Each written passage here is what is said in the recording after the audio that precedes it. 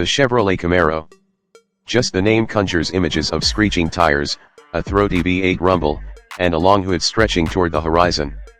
Born in the mid-1960s as a direct answer to Ford's wildly successful Mustang, the Camaro wasn't just another pony car. It was Chevrolet's declaration of war, a machine engineered to blend everyday drivability with weekend drag strip fury. To understand the Camaro is to understand a half-century of American performance, a story of bold designs, legendary engines, and a rivalry that defined an era. The original 1967 model arrived with clean, simple lines, a choice of 6-cylinder or V8 power, and a hidden trick, unibody construction. But it was the 1969 model that became the icon. Its sculpted flanks, sharper grille, and aggressive stance made it the definitive first-generation Camaro.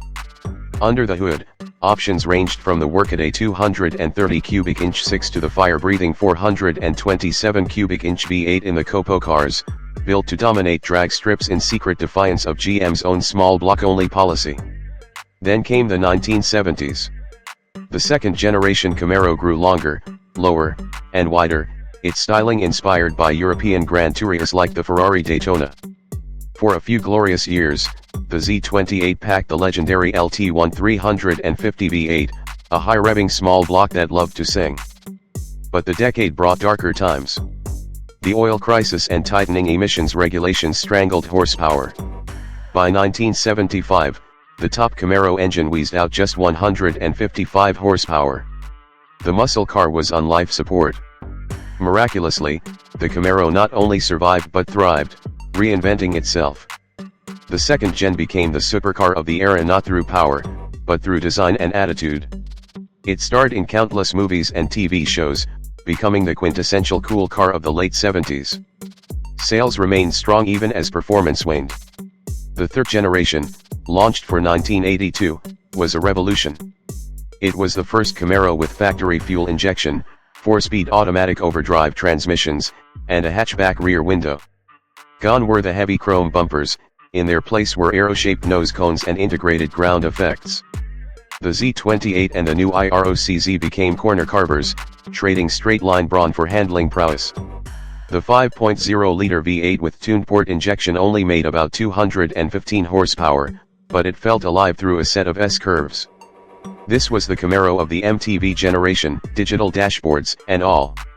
The fourth generation, arriving in 1993, shocked everyone. Its jelly bean shape, inspired by the Corvette C4, was polarizing, but under the skin, it was a beast. The LT1 350 V8 pumped out 275 horsepower, and later, the legendary LS1 engine from the Corvette pushed output to over 300. This Camaro could run with sports cars costing twice as much. It was raw, cramped, and almost impossible to see out of, but it was ferociously fast. For a few years, the SS model with 6-speed manual was arguably the best performance value on the planet. Yet, by 2002, after 35 years, it was over. Sales had slumped. The Camaro was discontinued, replaced by a lonely gap in Chevrolet's lineup. The Mustang had won. But the story was not finished. In 2006, Chevrolet dropped a bombshell, the Camaro concept at the Detroit Auto Show.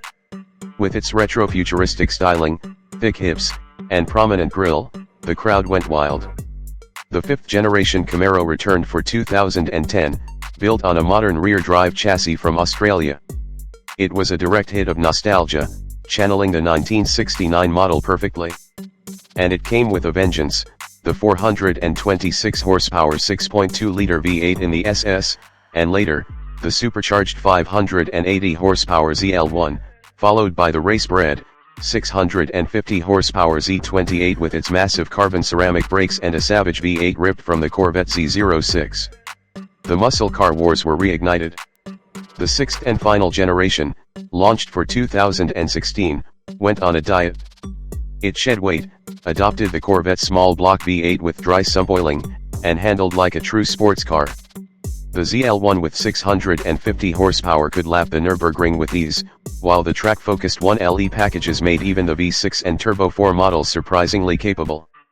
It was the best Camaro ever built, more precise and refined than any before it. But the market had changed. Coupes were dying. Visibility was still poor, and the controversial facelift for 2019 alienated buyers. Sales plummeted.